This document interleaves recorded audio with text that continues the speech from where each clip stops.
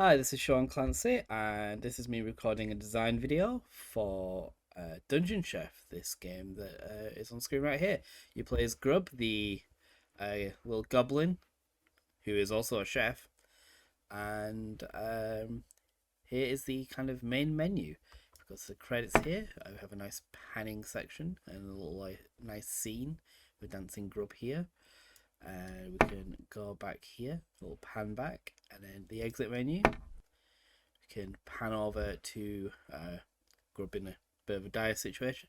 We could exit, but that's not what we're here for. So if we press play game, it will launch the game for us. Dungeon Chef is a top-down isometric kind of exploration game. It's about our little boy Grub here, as I've said, and we start in our little cafe, which is called Grub's Hub. We head over here. We have a little spooky guy here. We talk to him. He's the coffee guy. He sells everyone's coffee, and he'll give you kind of a speed boost because coffee makes you go faster. If you keep talking to him, he'll let you know that the king would like to talk to you, and you should head up bridge towards the castle, which is this way. There's another NPC up here, but I'll just show off. If you go down here, try and not go that way. The character actually gets told that they should see the king. If we go over here, we can talk to those kind of ghoul man here, and he wants you to find some mushrooms for his friends and thing. So two major keys in this controls in this game is E to talk to people and F to interact. I like to kind of do punch there, that's fun. So go over here and head into the castle, otherwise known as the King's Court. You can see the king sitting on his throne here, and he kind of lets you know, oh, he's got a new dog. He's a little large, so you make him some meal. Fortunately, the kitchen's out of use, so we can take some ingredients from there. If we keep talking to the king, he's more concerned that you feed the dog. So we'll go over here to what quite obviously isn't a dog, which we also get told. The dragon's not very happy that he's been called a dog, and he will eat the town if he doesn't get a meal. So obviously the quest is to feed this big fella over here.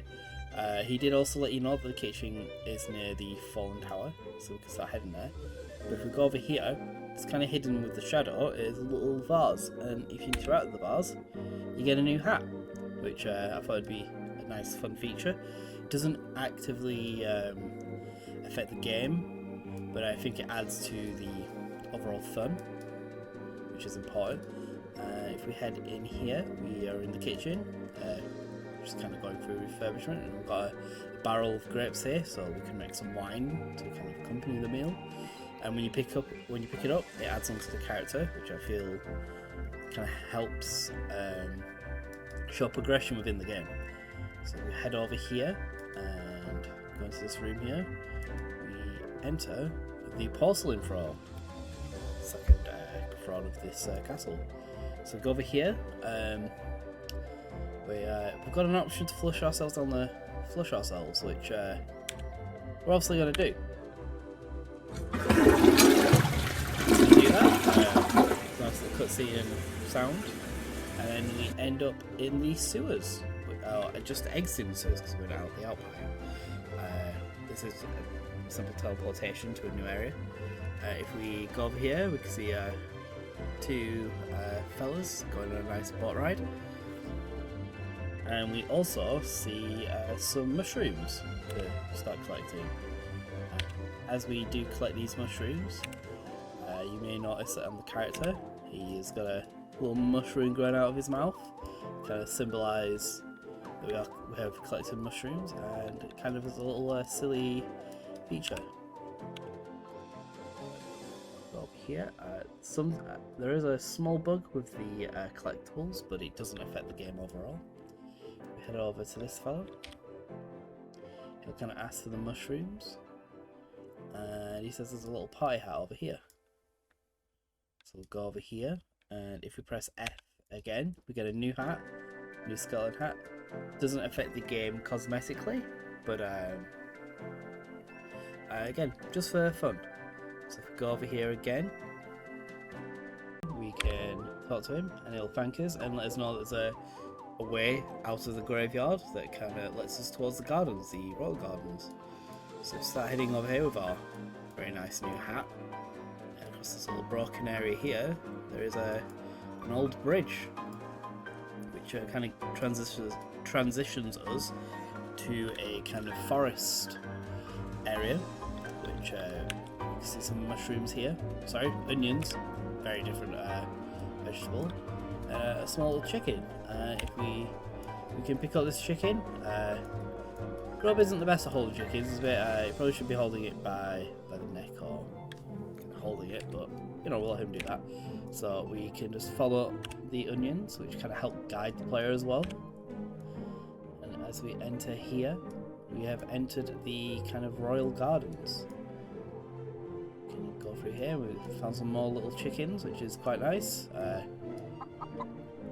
Kind of move around and cluck on their own time.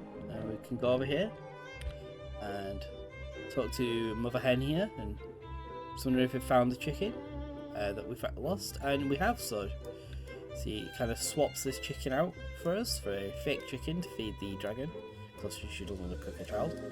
And if we go over here, we can gain a cooked chicken that we've kind of used the ingredients that we've collected so far. But we've still got the barrel of grapes, which, as you can see, is not wine. So if we go over here, we have a little winery called Wine About Him. And we have another friend here. Talk to him. He says, mentions that we've got some grapes, and if we use the barrel that's just down here, we can turn it into wine. So we could do that. But if you talk to him again, he'll give you some wine, and you'll get a little drunk. You get, if you can see, the character's a bit slow, so the character movement gets slowed for a little while. It does return after a few seconds. If we go over here and interact with this barrel, we'll kind of crush the grapes into wine and drain it a bit, and then we've got our wine. We'll head into this back street here, and we're in the town again. Back to the beginning, got a bit of a loop. We should head towards to feed that dragon, but everyone's disappeared. And the dragon's a bit impatient, so we'll go talk to the dragon here. Won't punch him, that's rude.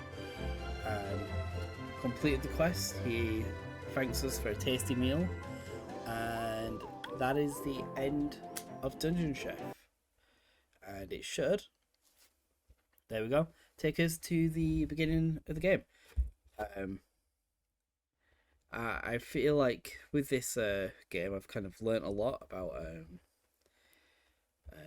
blueprinting, NPC placement, and even more so about kind of the flow of gameplay and the importance of assets for kind of projects like this. They really add like a charm to projects, but an over reliance on them can affect the game as well. And yeah, thanks.